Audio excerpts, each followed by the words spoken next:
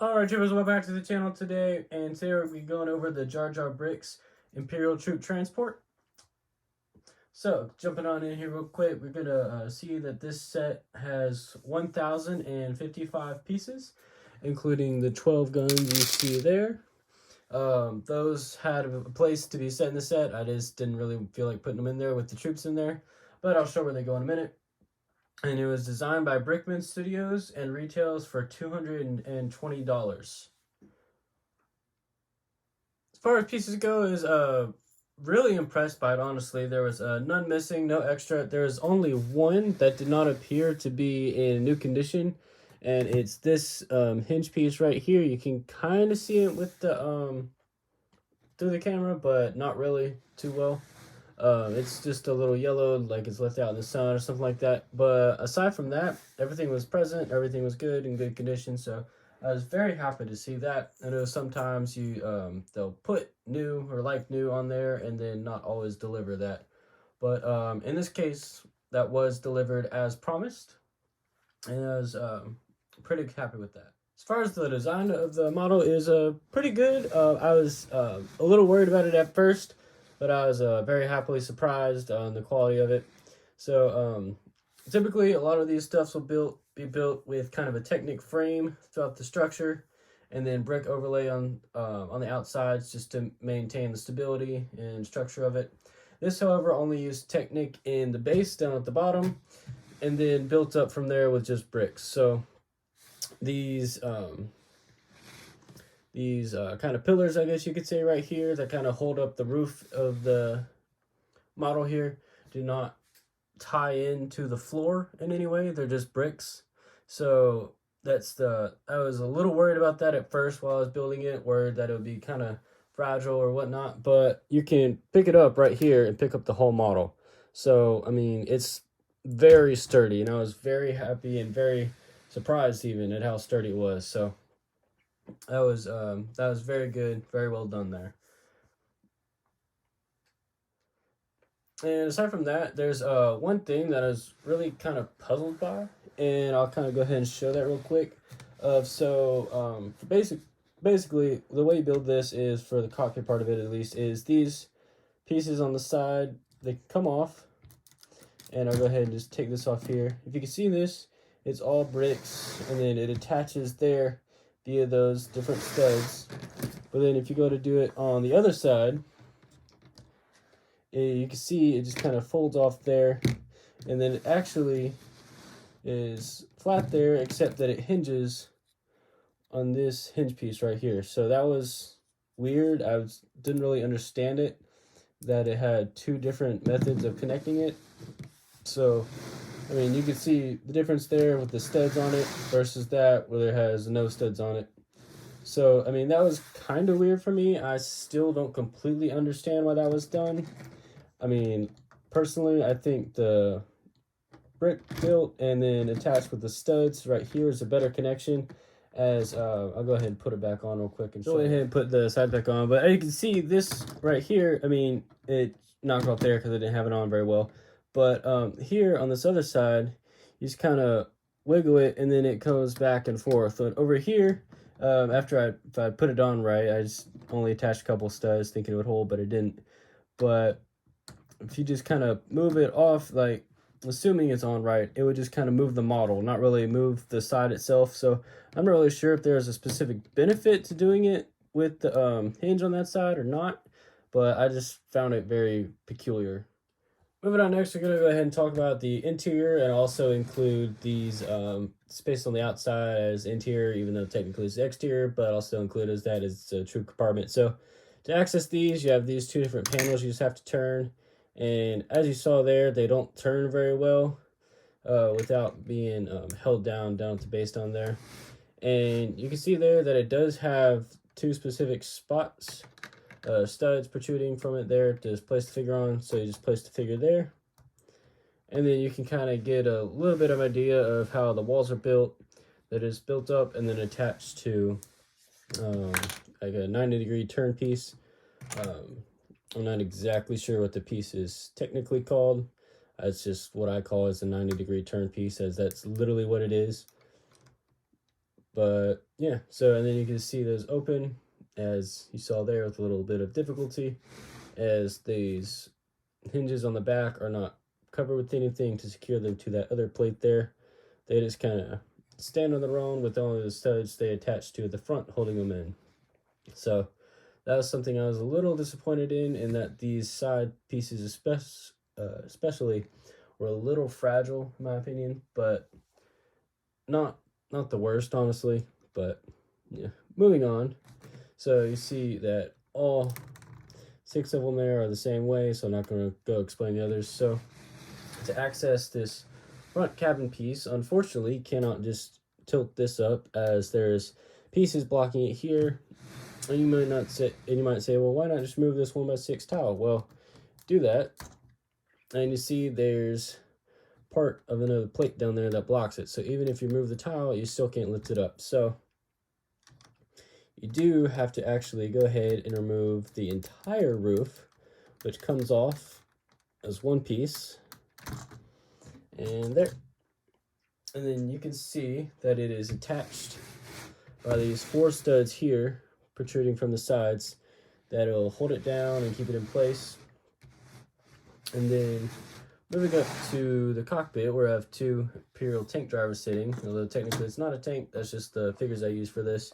And you look down, you see they have quite a bit of controls there, with these sticks in the middle and then some different control panels on the wall, as well as the one in the middle, and then the ones right there in front of them directly. So a lot of different details in there. That was pretty cool. And even right here, it's kind of hard to see with the lighting, but they have another control panel there. And then moving on to the back again, you can see the different walkway in between. You see each of the troops here in the back also have different studs they're supposed to stand on to be ready to go out the door. And you can just place them in like that. And the interior does comfortably fit 16 minifigures as shown here. And then I think you could probably easily fit up to 20 total. So I haven't tested that, but that's just given the space that I see and the size of the figures, I think you could probably easily fit in, 4 more to get to 20. And then, as I said earlier, it does have the places for the guns to go on the interior. So it has these right here. Go ahead and get this guy out of the way so you can see it better. I went ahead and put 2 of the guns in there.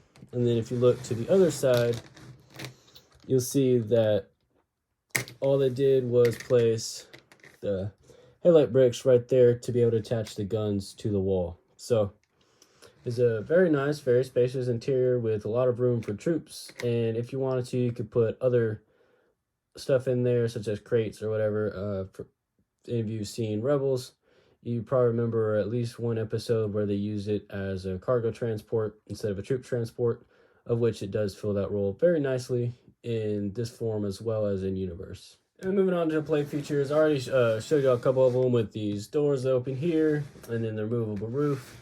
Another thing you have here is a different hatch, I guess. You could pop a figure out of or throw something through. It just goes straight down. There's not really a ladder or anything that comes down for it. And then you can close it. You see here you have these cannons that can be used in anti-vehicle or anti-air, anti-whatever purpose you want to use them for. Just point defense cannons for it. And then on the back, you have this hatch here that actually opens up to give you a nice access point into the interior, or nice access point to be stopped by these guards that are standing there. So pretty there, and that's about it for play features. It does have wheels on the bottom. Go ahead and show those real quick. Let's flip it over. And you can see here that it does have 6 different wheels, and you can see the Technic I was talking about there that's built into the bottom. And it's kind of get a general idea of how it's built and structured. And yeah, so it can roll pretty nicely. And even if you're on a really flat, smooth surface, such as the table I have under here, you can even go side to side without any problems, and then back and forth, of course. And then if you're on studs, it does, once you get it onto it, that is, does go back and forth pretty well. It is a little low, as you can see. It's getting kind of stuck on some things, but once you do get it on, it'll go back and forth pretty nicely. So moving on here to the instructions, it does come, as with some other custom sets that I got screens for, does have a QR code that you can see part of right there, along with the title of the craft, in this case, the troop transport. It didn't put Imperial on there, which doesn't really matter at the moment since they don't really have any other transports. In the back, it has these different things on here, just different contact references, as well as if you post a review, you could save 10% off your next order. So that'll come in handy for me. And this general look at what their business card kind of looks at.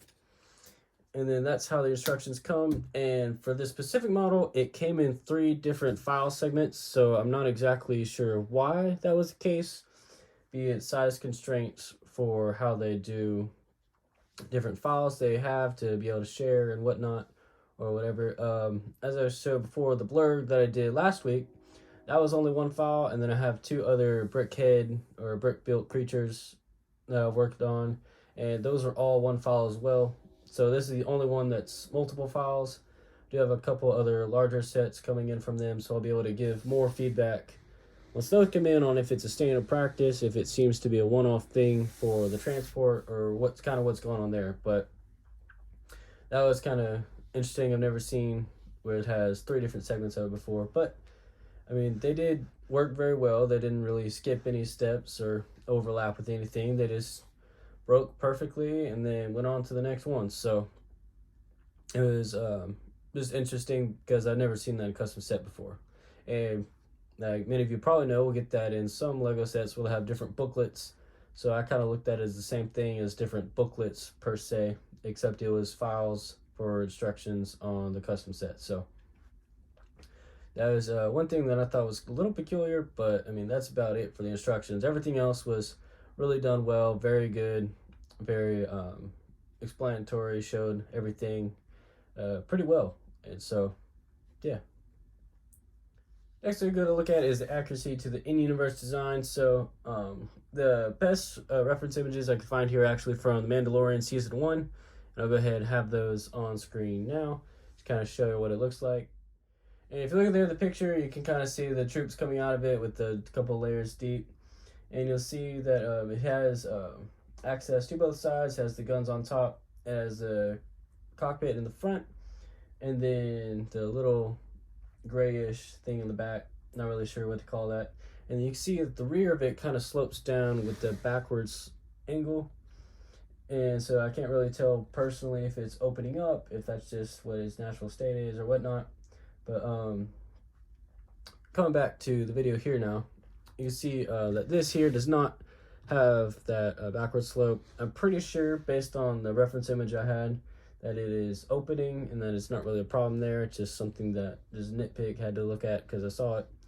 But other than that, you can see it looks pretty good. The one thing, it kind of looks a little too low to the ground compared to the reference image. Now, we don't have too many images to go off based on this being based off of the one from The Mandalorian. If it had been based on the one that's Rebels, that would have been a different story, but it's not. It's completely different design. Similar aspects, but different designs overall. And then, so you can see that it's pretty well, and almost everything is perfect on it. There's a little bit of texturing that could have been done differently, but aside from that, it is almost a perfect recreation, which doesn't happen usually. One thing you might be able to say is about the doors needing some work. The doors being these things right here. I just referenced those as the doors. But yeah, other than that, it's really almost perfect, which is usually pretty hard to say about a Lego set or Lego model. But in this case, it is very well represented in Lego form. Alrighty, wrapping it up here. I'm gonna go ahead and talk about Minifig Scale. So something I like to talk about and look at. So jumping in, the answer to this, is it in Minifig Scale? Technically, no. So it is outside the 1:40 or 1:55 ratio that is usually used to determine if it is or is not a Minifig Scale. So the in-universe length of the model is roughly 28.77 feet, making a Minifig Scale equivalent roughly 7.73 or 7 3/4 roughly inches long. So the model here is about 10.5, so it makes it about a little over 2.5 inches longer than the 1:40 minifig scale ratio, but not by much. So the actual size of this model, I went ahead and ran the numbers, is a 1:32.88 scale model. So it is not too bad, honestly. Personally, I would probably use it as minifig scale if I used it in a mock or something like that. So it's not really a big deal, in my opinion, on it. So you can give the numbers there so you can make your own opinion. I know some people prefer to use that 1:55 ratio as the perfect minifig scale, as that does, generally speaking, make the ship smaller. But and I know for large projects, especially larger models, that works. Like if you were to build a minifig scale droid landing craft back there, you'd probably want to use the 1:55, as it's already going to be huge. It's going to be massive regardless. But as far as the scale on this type of model, I don't think it matters all that much. And personally, I would consider it roughly minifig scale. I know technically, as I gave the numbers already, it is not. But for my purposes, and I'm sure for a lot of people, they'll consider it minifig scale and whatever they need it for. So anyway, there's the numbers on that. Gonna go ahead and wrap it up here, guys. So hope you liked the video. If you did, don't forget to like, comment, and share with your friends. If you're new, go ahead and hit that subscribe button to see more content like this. And if you did like it and you want to check it out on the site, we'll leave a link to the JarJar Bricks site down below. You can go check it out. He's a really cool guy. I've been able to talk to him through Instagram and different stuff like that. So I definitely suggest y'all go check him out and go check out his store. I know he had a May 4th sale that he did.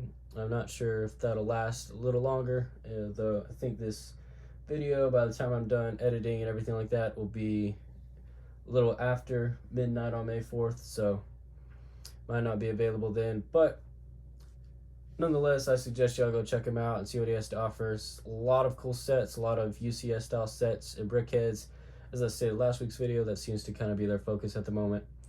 But regardless, go check him out. He's a really cool guy, sells a lot of cool products, and I'll see you all next week.